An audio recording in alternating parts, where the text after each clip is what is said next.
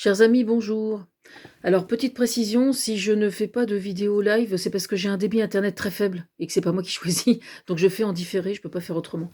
Je vais vous parler ce matin du réseau social de Donald Trump qui est en projet, qui est dans les cartons. Alors, ce réseau social est censé s'appeler Vérité. Comment vous dire? S'il est un principe même qui est complètement aux antipodes des valeurs et du fonctionnement de Donald Trump, c'est bien précisément le principe de vérité et d'authenticité.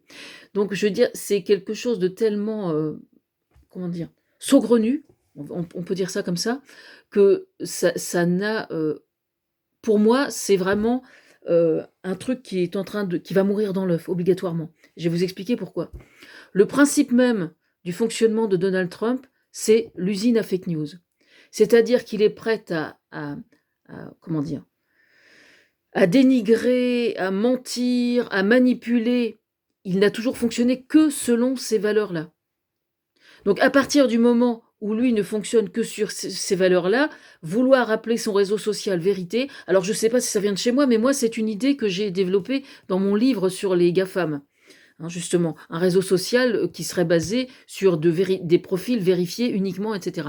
Alors, je suis particulièrement interpellée par le fait que ce soit repris par Donald Trump. Pensez donc. Est-ce que Donald Trump viendrait me lire, par exemple? C'est interpellant. C'est vrai que j'inspire pas mal de monde, y compris les gens que je déteste le plus, hélas. Mais c'est comme ça.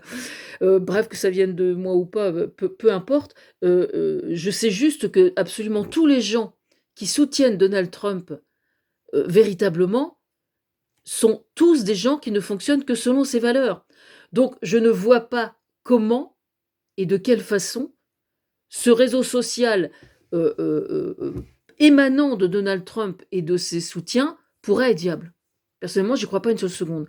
Maintenant, il y a en Europe un de ses enfants spirituels, c'est quand même Boris Johnson. Et j'ai rédigé un article la semaine dernière à son sujet en expliquant que c'était, en rappelant que c'était quand même un de ses fils spirituels, ne lui en déplaise. Hein. Et là, ce qui est en train de se passer actuellement, c'est qu'avec la réunion pas la réunion des 26, hein, mais le 26e, la COP 26, qui est en train de se réunir actuellement outre-Manche, le conflit au sujet de la pêche artisanale ils sont toujours arc-boutés entre Macron et Boris Johnson. Et qu'est-ce qu'on apprend ce matin aux infos? C'est que les propos de Jean Castex, alors que je cautionne pas du tout Macron ni sa politique, hein, que les choses soient bien claires, mais les propos de Castex ont été entièrement détournés et entièrement bidouillés, c'est-à-dire selon les méthodes de Donald Trump. Voilà. Alors, pour ceux qui étaient en doute relativement au fait que Boris Johnson était l'enfant spirituel de Donald Trump, eh bien, en voilà une superbe démonstration. Et ce qui est par contre, alors, autant que lui soit pervers, parce que c'est de la perversion à ce niveau-là, en politique, que Boris Johnson soit quelqu'un de pervers en politique, ma foi, malheureusement, c'est une chose assez courante en politique, il faut quand même reconnaître, mais que la totalité de la presse en Angleterre l'ait repris tel que, c'est-à-dire sans vérifier la source de Castex, ça par contre, c'est assez flippant. Hein.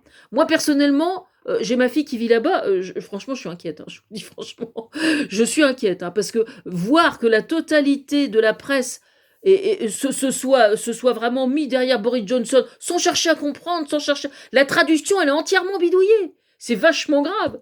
Mais qu'est-ce que c'est que ce truand? Qu'est-ce que c'est que ce truand?